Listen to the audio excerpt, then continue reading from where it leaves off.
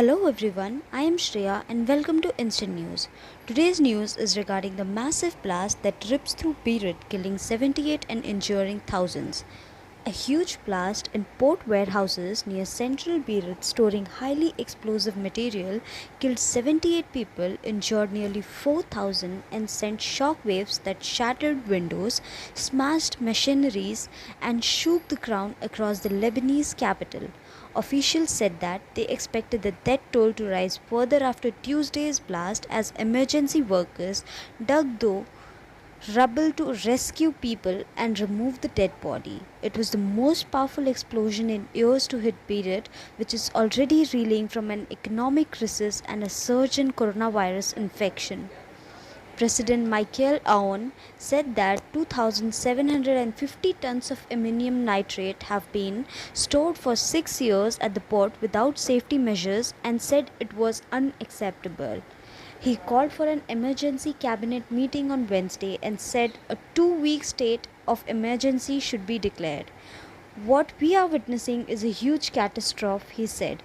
Hours after the blast, which struck shortly at 6 pm, a fire still blazed in the port district, casting an orange glow across the night sky as helicopters hovered and ambulances' sirens sounded across the capital. A security source said victims were taken for treatment outside the city because Beirut hospitals were packed with woundeds. Ambulances from the north and south of the country and the Bekaa Valley to the east were called in to help.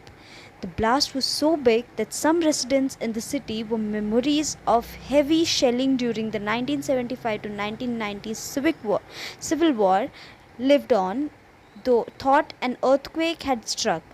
Dazed, weeping, and wounded people walked through streets searching for relatives. Others sought their missing loved ones in the flowing hospitals. One medic said that 200 to 300 people had been admitted to a single emergency department. Prime Minister Hassan Diab told the nation there would be accountability for the deadly blast at the dangerous warehouse. The US Embassy in Beirut warned residents in the city about the reports of toxic gases released by some blasts, urging people to stay indoors and wear masks if available. The footage of the explosion shared by residents on social media showed a column of smoke rising from the port followed by an enormous blast, sending up a white cloud and a fireball into the sky. Those filming the incident from high building 2 km 1 mile from the port were thrown backwards by the shock. Officials did not say what caused the initial blaze that set them off the blast. A security source and local media said it was started by welding work carried out by a hole in the warehouse. The explosion occurred 3 days before a UN-backed court is due to deliver a verdict in the trial of 4 suspects from the Shiite Muslim group Hezbollah over 2005 bombing which killed former Prime Minister Rafiq al-Hariri and 21 others. Hariri was killed by a huge truck bomb on the same waterfront about 2 kilometers from the port. Western countries including the US, Britain and France said they were ready to assist. Images showed port buildings reduced to tangled machineries, devastating the main entry point to a country that relies on food imports to feed its population of more than 6 million.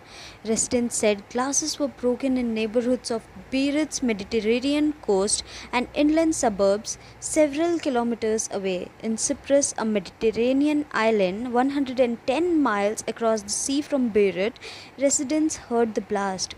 One resident in Nicosia said his house and window shutters shook.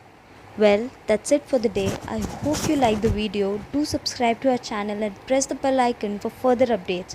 Make sure you subscribe for instant news. Also, do share your reviews and feedbacks regarding the same in the comment box below.